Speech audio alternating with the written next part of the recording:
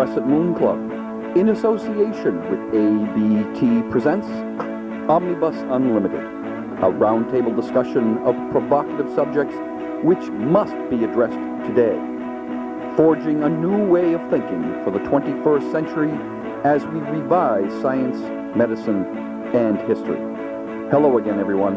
I'm Laurence, Nobile, independent researcher and host of Omnibus Unlimited. Tonight, from our ABT studios in Dover, our topic for discussion is the man in the moon. Joining us to address this subject is psychic healer and medical technician Tom Murray. Tom, thanks for being here this evening. Good evening, Larry. It's nice to be here, and I'm glad to be here on a beautiful fall night in New England. UFOlogist Dan Murray. Dan, thank you for joining us this evening. Glad I could make it. Communications expert Kevin Smith. Kevin, thank you for joining us this evening. Happy to join the discussion, Larry. And seeker and producer of Omnibus Unlimited, John Horrigan. John, thanks for joining us this evening and for having the show. Thanks, Larry. Good evening, fellas. Our visual backdrop for tonight's show is provided by ABT. Gentlemen, the man in the moon. On one of our earlier shows, we discussed how did the moon come to be? How did we get a moon such as we have? It's been noted that our moon is in some ways unlike many other moons or any other moon that we've encountered. One theory for its existence is the plop in the milk theory, where the Earth was a molten ball. An asteroid hits the planet, causing the normal crowning that you would see in a time-lapse photography of like a milk or water or any liquid, really. It all sort of crowns out in a circle. But then there is this plop that comes straight up from the middle and goes straight up. Now, if it wasn't for gravity, that plop would continue to go up. But since we have gravity, it comes right back down into the middle. But that is one theory, that an asteroid hit the molten Earth and caused the moon, by having this plop come straight out of the Earth and settle some thousands of miles above the Earth. What about that theory, gentlemen? How do you think, in each of your own opinions, how did the moon come to be? What effect does it have on us? What effect would we have if we did not have a moon? What would life be like here if we did not have a moon? What effect does our moon have on us? And so forth. Communications expert Kevin Smith. Kevin, why don't you kick it off? First off, Larry, that theory that you described would also explain why it's a decaying orbit of the moon, that in 50,000 years or so, the moon will escape the orbit of the Earth and go off into an orbit of its own around the sun. And you asked how it does affect our life, our planet Earth. It is a major player in our weather here on the Earth. Without the tides, I don't think that we would have as much weather as we do. In fact, quite possibly, without the tides, life itself might not have formed on the Earth. The water's edge with the tidal motion is a very fertile place for the existence of life to possibly begin. Gee, Kevin, that's really interesting. However, I find that the latest biological, biogeophysical, bioenergetic research being done in laboratories around the world finds out that life did not develop slowly and gradually on the Earth as was supposed up until 20 years ago. And in the last 5 years, tremendous amount of research work has been being done, and they found that a lot of life, simple proteins, simple amino acids, simple carbohydrates are being formed and organizing when the Earth was actually still in a very molten, very hot, very phosphorus type of state, so that we didn't have to have these cool skies in warm seas and warm bodies of organized H2O type of waters, as has been supposed when you and I went to school. In fact, Time magazine, in their science issue just last week, has an article about that. And one of the most major, important scientific conventions in the history of archaeology, anthropology, and earth sciences is taking place in the last couple of weeks, discussing these very same issues. And the conjecture is of the majority of people at this convention is that life on the Earth exploded, poof, instantaneously, and also that it started to happen 1 billion years earlier than everybody has been supposed, has been saying, and has been being taught since we've had European culture and American culture. So that I agree 100% on the weather, that without the tides and without the spin of the Earth and without the poles, we wouldn't have the tremendous volatile, dynamic, extravagant weather that we have. Objects such as the moon, planets that don't rotate like Venus, have a tremendously dead type of planet weather. And that one of the most interesting things about living in New England is the tremendous amount of weather that we have. And we also have a tremendous shoreline. The tides cool us in the evening, therefore creating thermal drafts. They absorb tremendous amounts of heat and energy, and the wave of a tide can be harnessed when it's riverized and so forth to provide hydroelectric energy that it was done, and that's what got the Industrial Revolution. And it's great for surfing. That's what got the industrial textile industry going in New England. So yeah, without the tides, you would not be having the wonderful, dynamic, changeable weather that we have. And I also feel that the weather affects our emotions tremendously. It affects us, Tom. I was going to say that exactly without the moon. I work in a medical facility, and when it's rainy and muggy, people complain more about their pain. I know that scientific studies, so-called scientific studies, have been done to see if the moon affects people's emotional moods. One thing they don't take into consideration is usually on a full moon, people don't sleep as much for 3 days, not just one. The first 2 days leading up to the full moon, I've noticed people drive faster, tend to be more irritated. It's by the third day that they're really strung out. And if you work in a mental institution, a hospital, or in a police department, you don't give a damn what the American Medical Association says. You know the crimes are more violent. It doesn't mean there's more crime. It doesn't mean there's more people sick. It means that the degree of illness they experience, the degree of crime they commit, and the severity of the automobile accidents that happen tend to be more severe at times of a full moon. Now, why would this be the case, Tom? I mean, we're talking about a condition where the moon isn't changing. It's simply the reflection of light off of the moon. Is that about right? In a very simplistic way, yes, but no. There are other effects. The gravity during a full moon is stronger. So you're saying that the moon is closer to the Earth during a full moon? No, it shares its gravity directly with the sun. Apogee and epigee of the moon, though, does affect tides greatly. That's why you get your neap tides, your high spring tides. So that it's what you have is the moon, the Earth, and the sun in near alignment, so that it's intensifying the effect. You're almost multiplying the effect of all three. Well, then there was this big to-do about the grand alignment coming up, where the Earth, Mars, Jupiter, Saturn, they all line up. I believe that was in 1986, Larry? 1986, and, well, maybe that was what destroyed the Red Sox, who knows. But, I mean, but nothing of any consequence happened then? Jeez, Larry, I don't know. But I'll get into something here. The National Weather Bureau, the National Institute of Health, and several other organizations are studying a group of people, especially one woman who lives in the Midwest of the United States, who are seismically sensitive to earthquakes and volcanoes and natural disturbances of this nature, in which, when the alignment of the planets, this woman told the people at the National Weather Bureau, she said, there will be no earthquakes, there will be no disturbances, I don't feel a thing. And they put their money on her.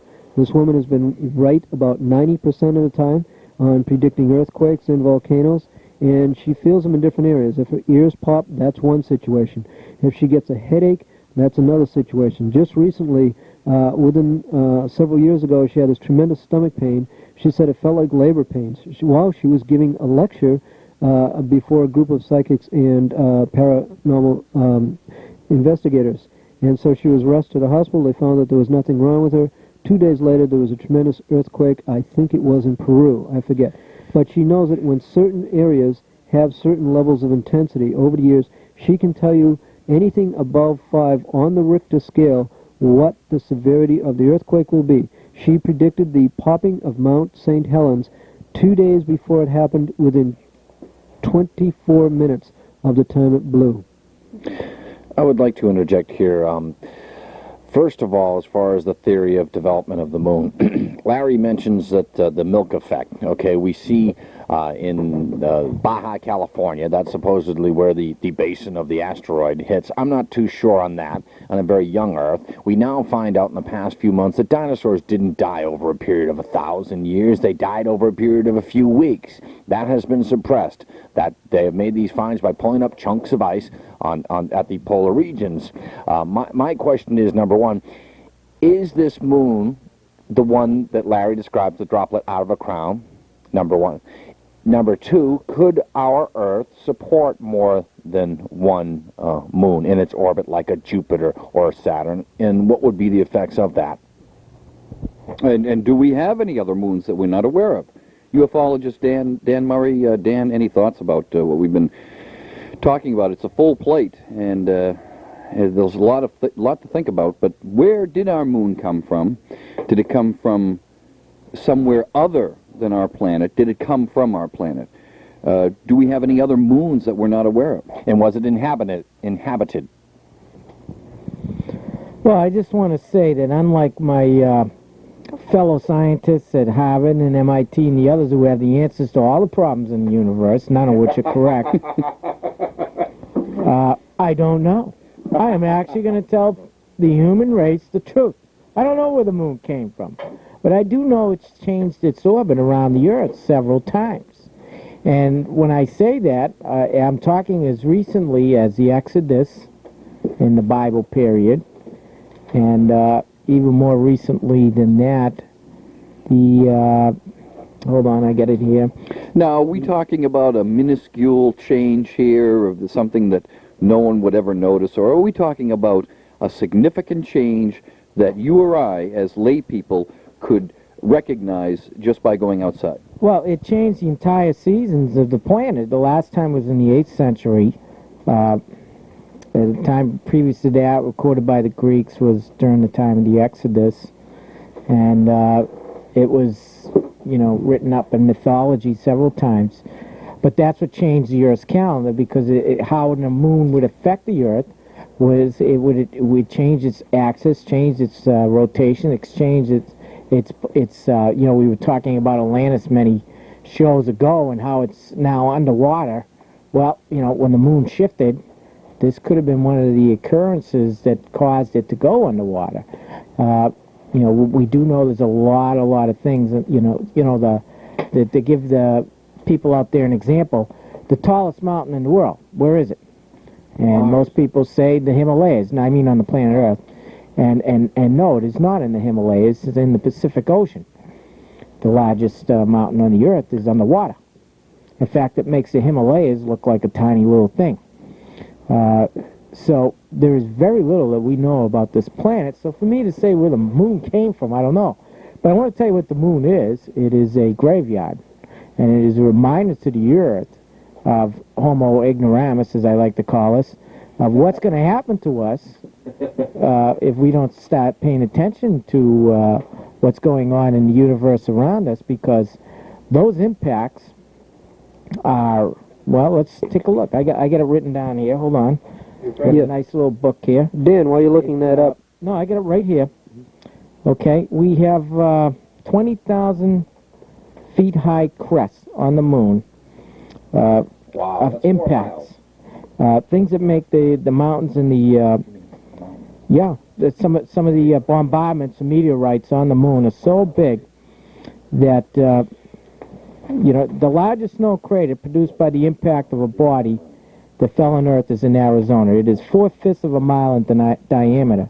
They're talking 20,000. Meteor crater at Winslow, Arizona. Yeah, they have ones on the moon that are 50 miles in diameter, 150 miles. I'm sorry.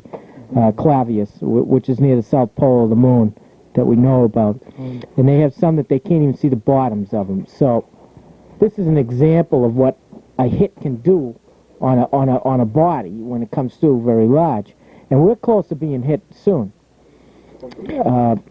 I got that from Velikovsky, but that's you know, how many craters there are and how large they are. As he says in his book, you only need a telescope to look at them. And these are all, you know, how they got there was by being whacked from things from outer space.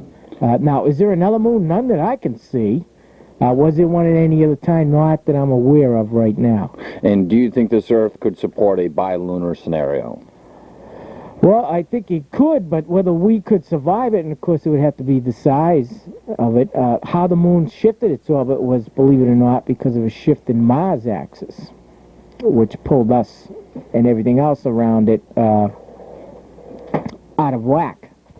You know, in other words, if you have one planet and this system shift, whether it shifts its axis or not, they're all interconnected through gravity, electromagnetic, and other forces that we don't even understand. Well, that's right. If you have a major shift, this is what's going to happen. The Earth is not only spinning, it's wobbling, it's going around the sun, it has a moon going around it. The galaxy is moving out. Well, that's right. Our solar system is going around the center of the galaxy. Our galaxy is going around the center of a supercluster. The supercluster is going around something else. So we're going in about... All things are atomic. All things are atomic. We're going in about 12 directions at the same time. No. What you got to remember is that there are other things going in directions, too. Oh, absolutely. And some of them are coming in our direction, and occasionally they come through in a cycle. Well, that's right. Andromeda, as a matter of fact, the galaxy Andromeda is heading right for us. The suns, planets, everything, and there are collisions. Yeah, the Andromeda will swallow up. There are tremendous forces that take place. The Milky Way, like a drop in a bucket. So we have a problem of being in danger as a species. And if you've just joined us, the name of this program is Omnibus Unlimited. Radiovision for the 21st century and infotainment in its purest essence. And tonight our roundtable is discussing the topic of the man in the moon. And that's what we're talking about tonight. I turn to communications expert Kevin Smith. Kevin, you've been chomping at the bit, ready to kill somebody for a microphone. Dan, you were discussing how the moon is sort of a warning, how it's just pockmarked with, you know, every asteroid hit in the century, in the centuries, in the eon, in the millennia. But the essence of the moon is a very dusty planet, dust, with low gravity and no atmosphere. So that if something hits, it will go in like a bullet through down feathers.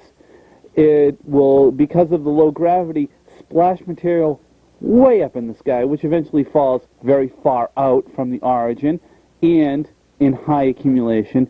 And because of the lack of atmosphere, it does not deteriorate. You're looking all the way back into the beginning of time with that thing. So I think the Earth has been hit by just as many and maybe even larger asteroids than the moon. It's just that the Earth has a constant cycle by which it chews up its own material and spits it back out again. You can only look so far back in the history of the Earth, where the moon is just much better of an archaeological find. No, I don't agree. I don't know of any dust bowls spinning around the Earth. I believe there's an awful lot of iron on the moon. I believe the moon's a virtual treasure.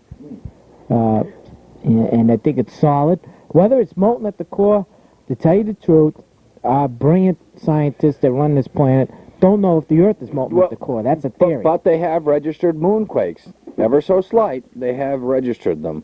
There is a lot of seismological action on the Earth. Whitley Strieber, who wrote Communion in the bestseller following up that transformation, has a dream where the aliens come and tell him about an exploding exploding moon, rather, and everybody looks into the atmosphere to see the particles that aren't burnt up in the atmosphere, and they come hurtling down in huge chunks half a mile wide. That would be the end of Earth. If you wanted to end civilization on Earth, if you had the billions of megatons of warheads to explode the Earth, if you were an alien culture, you would go after our moon. There's no need to even land on Earth. Just destroy the moon, and life as we know it would not exist. Yeah, well, they could just shift it and cause massive damage for that, which has happened in the past. There's recordings in some old stories of Mars, fires coming all the way from Mars and hitting the moon and hitting the planet Earth, which was written up as wars between the gods, the god Mars. And it's fascinating to watch. But what I'm trying to say is, I'm not trying to say what the moon is or isn't or where it came from. What I think it is a very good visual and close visual sight of why we need to advance ourselves, start to expand beyond this planet, and stop limiting ourselves to thinking, well, we're going to sit here until God comes down and brings us all to heaven and everything's going to be rosy. Because if we do that, you're talking massive suicide. Absolutely, Dan. And in fact, we have taken the first outreach. We spent huge amounts of dollars and other resources to put men on the moon, to bring back small chunks of the moon itself, a huge project, little rocks. But we've taken a good look at those little rocks, and they're basically made of the same material we can find here on the Earth. Yeah. The moon does have a lot of silicon silicate, a lot of iron, as you mentioned. It also has oxygen laden within that rock porous material. And more importantly, there is a section in Missouri, a quarry where you can quarry a rock that is very similar in the makeup to moon rock, and which leads me back to what we were talking about, the milk drop theory. If it's so similar, it could very well be just a chunk of, and if it is just a chunk of, then we really could colonize it. Very good, Kevin. And that brings us to the reason why we call ourselves the Crescent Moon Club. The moon, since ancient times, has been the sister or the yin energy to the sun. In ancient Lemuria, or also known as the continent of Mu, that was in the Pacific Ocean and was the first colonized area in the earth, and possibly could be the original Garden of Eden. A very highly developed civilization of human beings was first seeded on the earth by aliens. These human beings were psychic. They could communicate with the aliens. They could astrally travel, and they could communicate with other beings on other planets in other solar systems. They could float very large objects with mind control using telekinesis, transporters such as Uri Geller uses. And unfortunately, it is believed that the island of Lemuria sank because it was populated by thin pockets of gas wells that slowly leaked, disturbed the balance of the land, and it sank into the ocean. It is believed that when it sank, many of the Lemurians went westward to the continent of the United States, on the west coast of Canada, the United States, into Mexico and Peru. A little later, after Lemuria, the island of Atlantis was populated. One of the groups that was seated on the island of Atlantis was the Cherokee Indians, who came from another planetary system and were seated here. In 12,000 BC, with the sinking of Atlantis, the final sinking of 3 stages of the sinking of Atlantis, they migrated to the eastern United States to become the Cherokee Indians that we're familiar with. At the same time, the moon, as has been mentioned in the show, is a balancing energy force to the sun. It reflects the energy of the sun. If we had a two-moon system, we would have brighter, warmer nights. Because you would have 2 moons, they would have a different effect on the tides. I believe the tides would probably be very, very regular, and perhaps more quiet or slow in their ascent and descent. And also, as I say, you would have a more reflected atmosphere. It would be brighter at night. It would probably also make us feel perhaps a bit more emotional at times, because don't forget, the body is 85% water. If you took a 150-pound man and drained the water out of him, I don't think he'd weigh 50 pounds. We were mentioning the human body, the moon, and the earth. The moon is made up basically the same substances as the earth. That's why I suspect it's either a spin-off of the earth and not perhaps an outside meteorite. It also doesn't have the friction burns on the surface of it that a meteorite gets. The astronauts haven't brought back that same type of thing. There's a large castle in England that is made up totally of chunks of rock that have been melted together by some super powerful force. They haven't been able to duplicate that here on Earth. The thing was done in about the 14th century, so it's not that long ago. We should really take a look at that, but the moon should look like that rock if it crashed into the Earth through our atmosphere. Scientists also, as you mentioned, the moon has oxygen. It has, except for its weaker gravitational field, all those things necessary to create and promote life as it is here on Earth. And in space, probably two of the most important commodities will be hydrogen and oxygen that would be found from the moon and from craters circulating around the Earth. They'd be more valuable than gold. The other thing is the symbol of the moon. We call ourselves the Crescent Moon Club. The Crescent Moon Club because if you ever notice Muslims, cows, right? especially in Crete, the horns of the female cows are shaped like a crescent moon. And so for this reason, cows were worshipped. Also, you have to look at the god star Sirius, which many people on this earth come from. If not in physical plane, at least their soul has spent time there learning. Sirius is and Orion are two star systems that are sister systems to us, in which they supply many ideas, many technological advances through alien communication, as Dan mentions, alien spacecraft or satellite, transporting information back and forth. They hypnotically and telepathically communicate with human beings on the Earth. As Dan's mentioned, a lot of breakthroughs, especially in the computer field, and also in biomedical research, has been done through alien communication with scientific doctors on the United States and in Germany. In fact, there's a scientist in Germany right now who's what's called a walker, an alien in human form with the proper credentials, who's teaching those who will listen his scientific principles. And I think that you will see some major breakthroughs in German technology in the next 10 years because of this. He was in the United States. He was working in the United States for a while before he went there. I could go on, but I know that we will run out of time on the show. But the moon, symbolism for the moon is interrelated with the Aztec Indians, the mound builders, American Indians who are relatives of the Aztecs, the Maya and the Inca Indians, and also the Egyptian forces. The pyramids on the moon, on the dark side of the moon, were built by what we would call aliens.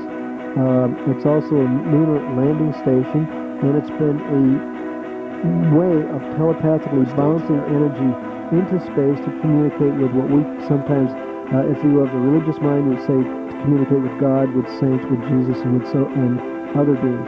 But the moon, because it has crystals and metals in it, is a good conductor. We know that a crystal can take a beam of energy and tie that beam of energy into a particular signal that can be read. We use that in TV and radio all the time, and that metal conducts the current. So any planet with the highest density of metals and crystals can be used as a transducer transformer. Very, very interesting. And that will have to end our discussion of the man in the moon. I'd like to thank our guests for appearing on tonight's show, psychic healer and medical technician Tom Murray. Tom, thanks for being here this evening. Well, the theme tonight is communication. Glad to communicate. UFOlogist Dan Murray. Dan, thanks for being here this evening. Spinning good time. Communications expert Kevin Smith. Kevin, thank you for being here this evening. Glad to communicate with you, Larry. I'd also like to thank our guest who came in on the show a few minutes ago, our mascot, Charlie. Charlie, thanks for being here this evening. Charlie, thanks for being here. He's purring. I kind of like the idea of having a cat as a mascot as opposed to a cow. And of course, seeker and producer of Omnibus Unlimited, John Horrigan. John, thanks for being here this evening. Thank you, Larry. I'm Laurence, Nobile, independent researcher and host of Omnibus Unlimited. For all of us here at Omnibus Unlimited, thank you for your attention, good night, and good luck. Omnibus Unlimited is a presentation of ABT and the Crescent Moon Club. This program is presented by authority of ABT. Any broadcast, rebroadcast, or other use of the accounts and descriptions of this copyrighted telecast without the expressed written consent of ABT is strictly encouraged.